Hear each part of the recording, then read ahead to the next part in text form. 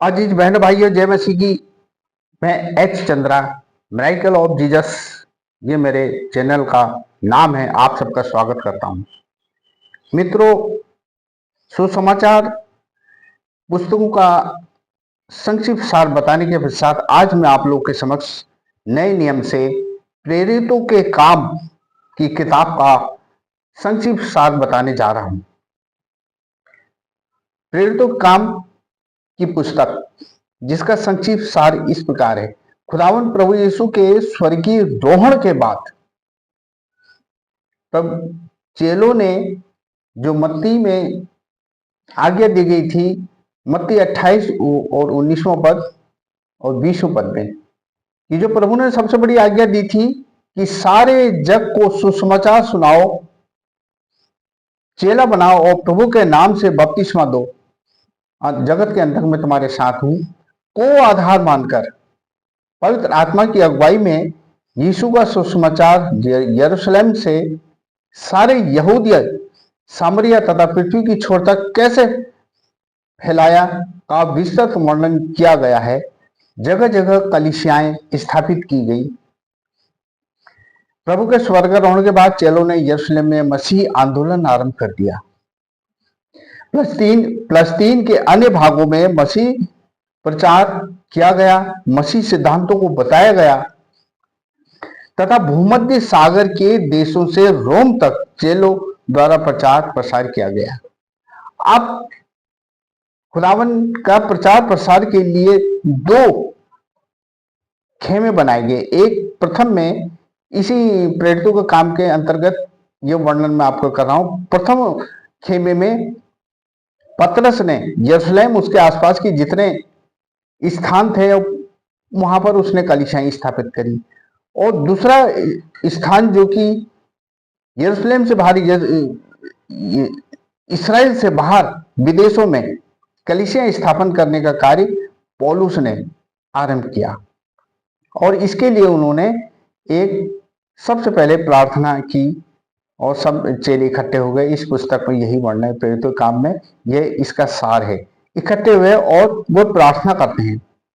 तब पेंतुकुस के दिन जब प्रेरित एकत्र होकर प्रार्थना करते हैं, तब परमेश्वर का पवित्र आत्मा यरूशलेम में एकत्र चेलों के ऊपर बड़ी सामर्थ्य से उतरता है और सब पवित्र आत्मा से अभिषेक हुए तथा आत्मा में होकर परमेश्वर की गवाही दे रहे थे। वहां सभी को वो भाषा अपनी भाषा में सुनाई पड़ती थी तथा प्रतिदिन चेलों के साथ विश्वासियों की संगति होती थी। पतरस ने बड़ी सामर्थ के साथ उसमें प्रचार को जारी रखा तथा मंदिर के पास बैठे लंगड़े भिखारी को प्रभु की सामर्थ्य से चंगा किया तथा दिन प्रतिदिन चेलों की संख्या बढ़ती गई तथा सारे विश्व में प्रभु के वचन को फैलाने का बेड़ा चेलों द्वारा उठाने का विस्तृत वर्णन इस पुस्तक में दिया गया है। इस पुस्तक के 28 अध्याय हैं और 28 अध्यायों में चेलों ने किस प्रकार से परमेश्वर के राज्य का प्रचार प्रसार किया था, वो इसमें संक्षिप्त रूप से इस पुस्तक में दिया है। प्रेरितों के काम की पुस्तक में दिया गया है। इस पुस्तक को आप कंठस्थ करें। इसका सार यही है। इसमें चेलों द्वारा प्रभु के कार्य को, यानी उसके सुसमाचार को दो खेमों में बांटा गया। पहला, पतरस जो था उसने आसपास के इलाकों में कलीसियाएं स्थापित की, और पौलुस जो था, पौलुस ने ये जिम्मा संभाला कि वो इसराइल से आगे और रोम तक जाकर परमेश्वर की कलीसियाओं का स्थापना करें, और जिन कलीसियाओं में विघटन था उन कलीसियाओं को उचित निर्देश पौलुस द्वारा दिए गए। इस प्रकार इस पुस्तक का यह सार है कि परमेश्वर ने जो आदेश दिया था चेलों को, उस कार्य को संपन्न करने के लिए कलीसियाओं की स्थापना और कलीसियाओं में विघटन जो हुआ था उसको ठीक करने के लिए पौलुस द्वारा लिखे गए पत्र के लिए एक योजनाबद्ध की गई थी कि किस प्रकार से परमेश्वर कार्य को आरंभ किया जाएगा। अब उस दिन जब इस कार्य को वो संपन्न करने के लिए सारे चेलों ने एक निर्णय लेके मीटिंग बैठाई, तब पेंतकुस्त का दिन था वो। और पेंतकुस्त के दिन वो जब प्रार्थना कर रहे थे तो परमेश्वर का आत्मा उन लोगों के ऊपर आया और वो सब आत्मा में भर गए। और वो भाषा तो बोल रहे थे, लेकिन जो वो भाषा बोल रहे थे उसको सारे लोग समझ रहे थे कि ये क्या भाषा बोल रहे हैं।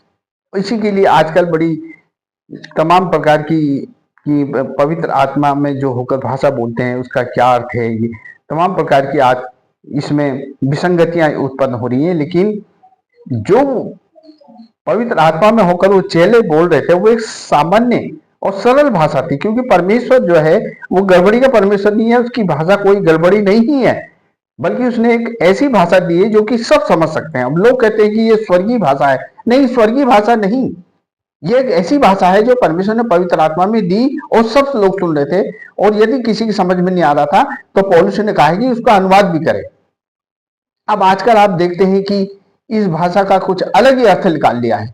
लोग कहते हैं अबा लबा सबा, अबा लबा सबा, जो ये कहते हैं, ये कहते हैं कि स्वर्गीय भाषा, ये स्वर्गीय भाषा नहीं है, बल्कि इंसान क्या कहते हैं, एक इस भाषा को प्रयोग करता। और ये भाषा क्या है, ये अरबी वाक्यांश है। अबा लबा सबा एक अरबी वाक्यांश है जिसका अर्थ ये है, हे परमेश्वर तुम्हारी शक्ति और महिमा मेरे लिए प्राप्त है। अबा लबा सबा, हे परमेश्वर तुम्हारी शक्ति और महिमा मेरे लिए पर्याप्त है, या मेरी पूरी आशा है कि परमेश्वर मेरी सहायता करेगा।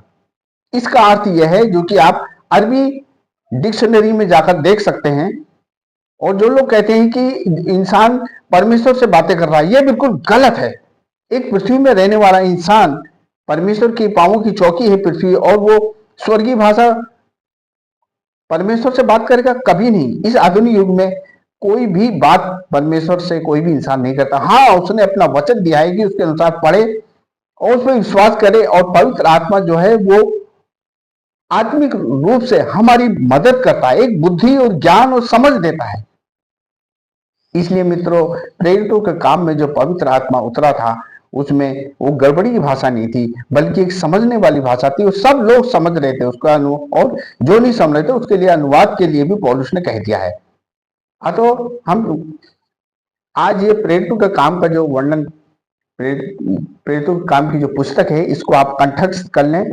और इसका सार यही है जो मैंने वीडियो में बताया, आप इसको पढ़ें और ये आपको याद हो जाएगी किताब। क्योंकि आत्मिक उत्थान के लिए इस किताब को भी याद करना बहुत जरूरी है, जिससे कि आपका आत्मिक उत्थान और आपको आत्मिक ज्ञान प्राप्त होगा। मुझे विश्वास है कि आज का दिन आपके लिए आज इस समय होगा, और आपने जो इस पुस्तक को ध्यान से सुना है तो आपको ये कंठस्थ हो जाएगी। आने वाले समय में मैं आगे नए नियम की सारी पुस्तकों का सार आपके सामने प्रस्तुत करूंगा, और आप इसे कंठस्थ कर लें ताकि आपका आत्मिक जीवन में बहुत लाभप्रद होगा। मुझे विश्वास है आज आपने इस वीडियो को बड़े ध्यान से सुना होगा। अंत में मैं आपसे निवेदन करता हूं कि मेरे इस चैनल को कृपया लाइक कर दीजिए, सब्सक्राइब कर दीजिए, तो मैं और मेरे चैनल को पूरा देखने की कृपा करें। मैं आपका बहुत शुक्रगुजार हूँगा। प्रभु आपके साथ हो, अपनी ज्ञान बुद्धि और समझ आपको दे। प्रभु हमेशा आपकी मदद करे। आमीन।